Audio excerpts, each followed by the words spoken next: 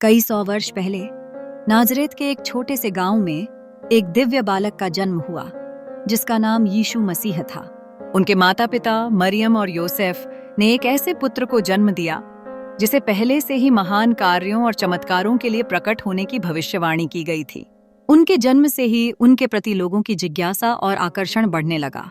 प्रारंभिक समय में ही यीशु ने अपनी अद्भुत बुद्धिमत्ता और करुणा से सभी को मंत्रमुग्ध कर दिया। जैसे जैसे समय बीता, यीशु ने ईश्वर के प्रेम और सत्य का संदेश फैलाना शुरू किया।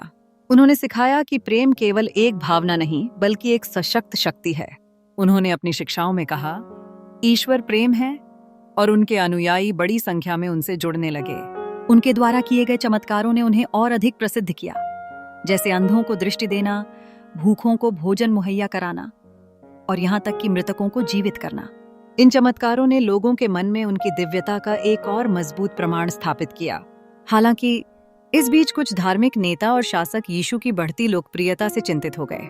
उनके लिए यीशु की शिक्षा एवं कार्य एक चुनौती बन गए।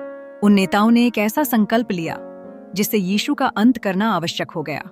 एक दिन यीशु के एक शिष्य ने उनका विश्वासघात किया और उन्हें गिरफ्तार करने के लिए रोमन प्राधिकरण को सौंप दिया। यीशु को क्रूस पर चढ़ाए जाने की प्रक्रिया अत्यंत दर्दनाक थी। उन्हें अपमानित किया गया और जब वे क्रूस पर चढ़ाए गए तो उनके बलिदान ने दुनिया के लिए एक नई आशा का संचार किया। लेकिन मृत्यु के 3 दिन बाद जब उनके अनुयायी कब्र पर गए तो वहां केवल शांतिपूर्ण खाली जगह थी। यीशु पुनर्जीवित हुए, उनके अनुयायियों के सामने प्रकट हुए और यह साबित कर दिया कि प्रेम एवं सत्य हमेशा विजयी होते हैं। यीशु के पुनरुत्थान से पूरी मानवता को एक नया संदेश मिला। उनके अनुयायी उनके प्रेम, करुणा और क्षमा के संदेश को फैलाने लगे। उनका जीवन और बलिदान आज भी हमारे लिए प्रेरणा का स्रोत हैं। यह दर्शाता है कि असली शक्ति प्रेम और त्याग में छिपी होती है।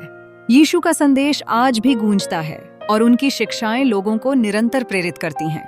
ईसाई धर्म का आधार उन्हीं के शिक्षाओं पर है और हर वर्ष ईस्टर के पर्व पर हम उनके पुनरुत्थान की अद्भुत कहानी को याद करते हैं।